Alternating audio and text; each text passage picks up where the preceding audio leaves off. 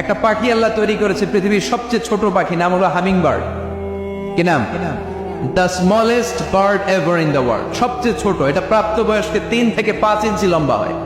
এটার পূর্ণ যৌবন, এটা লম্বা কদ্দুর? 3 থেকে 5 ইঞ্চি। এটা প্রতি সেকেন্ডে ডানা ঝাপটাতে পারে 80 বার। কয়বার? আমাদের ডানা আছে না 2টা, আপনি আপনার ডানা 1 সেকেন্ডে কয়বার ঝাপটাতে পারবেন? হ্যাঁ, আমি ঝাপটাইলাম, কয়টা হয়েছে 1 সেকেন্ডে? হ্যাঁ, 3টা-4টা ঝাপটা দিতেই আমার সেকেন্ড শেষ। কিন্তু এই পাখিটা প্রতি সেকেন্ডে তার 2 পাখা ঝাপটায় কয়বার? পৃথিবীর সব পাখি সামনে ওড়ে, তো এই পাখি সামনে যেমনি ওড়ে, এট দ্য সেম টাইম এই পাখি পিছনের দিকে উঠতে পারে। সুবহানাল্লাহ। বাড়িতে যাই বললেন ইউরোপের আল্পস পর্বতমালায়, গুগল করবেন যে আজকে গুগলে লিখবেন যে আলপিন সুইফট একটা পাখি আছে। এই পাখিটা একবার যখন শূন্যে উড়াল দেয়, উড়ন্ত অবস্থায় এটা আকাশে 6 মাস থাকতে পারে।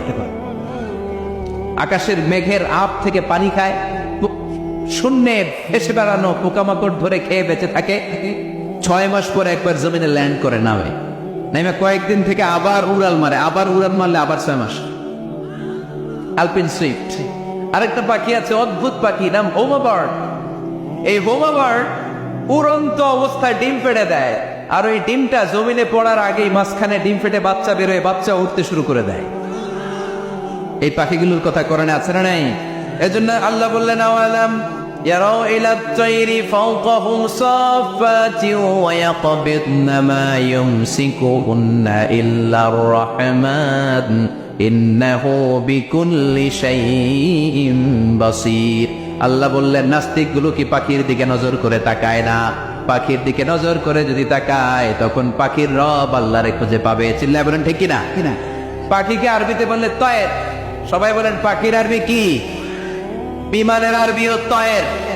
পাখি আরবি যা, বিমান আরবিও। এই পাখি নিয়ে গবেষণা করে বিমান বানাইছে। সুবহানাল্লাহ কইবেন না? আমরা বানাই নাই, আমরা তো খোঁচাখুচিতে ব্যস্ত। আমরা আছি ফতুয়া নিয়ে ব্যস্ত।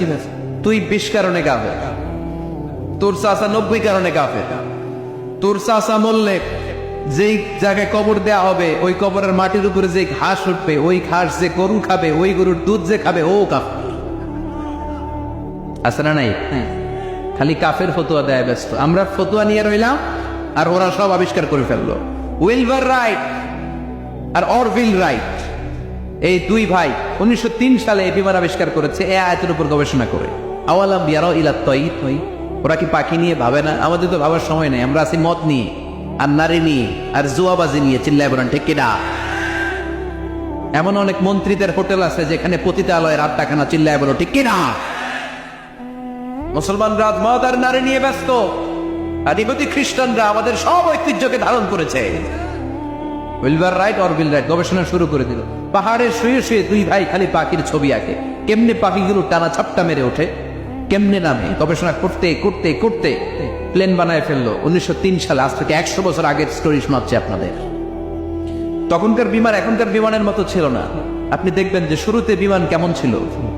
শুরুতে ভাঙ্গা চূড়া 2টা পাখা নিয়ে একটু উড়ে আবার থপাস করে পড়ে, কিন্তু আশা হারায় নাই, আবার উড়ে থপাস করে পড়ে। আমেরিকাতে সুবিধা করতে পারেনি। ফ্রান্সের এক কিং তাদেরকে ডোনেট করেছে বিপুল অঙ্কের টাকা দিয়ে। তারা প্রথম ফ্রান্সের একটা শহর থেকে আরেকটা শহরে পৃথিবীর প্রথম প্যাসেঞ্জার প্লেন নিরাপদে ল্যান্ড করেছে। মানুষের উড়ার স্বপ্ন সফল হতে শুরু করলো। এখন বিভিন্ন ধরনের বিমান একটার পর একটা শুরু হয়েছে। এই পৃথিবীর সবচাইতে দ্রুতগামী যে বিমানটা আগে ছিল, নাম ছিল কনকর্ড যাত্রীবাহী বিমান। এটার পরে এখন একটা বাইরেছে বোম সুপারসনিক। কি নাম? Bomb supersonic. এত স্পিডে চলে, এই মাত্র দেখলেন এদিকে এয়ারপোর্ট দেখবেন নাই, ওই দিকে। সুবহানাল্লাহ পড়ে। কি বিশাল বিশাল ডবল ডেকার গুলো নিয়ে শূন্যে উড়াল দেয়। বোয়িং A380 বর্তমান পৃথিবীতে সবচেয়ে বড় প্যাসেঞ্জার বিমান। কার্গো বিমান তো এগুলোর 7-8 ডবল বড় হয়। I'm talking about the passenger plane A380। 525 জন যাত্রী নিয়ে এটা শূন্যে উড়াল দেয়। 525 জন যাত্রী, কেবিন ক্রু, পাইলট, বিমানের ওজন, খাবার দাবারের ওজন, ফুয়েলের ওজন, 525 জনের লাগেজ টাগেজের ওজন, এই সব নিয়ে শূন্যে উড়াল দেয়। সুবহানাল্লাহ কইবেন না?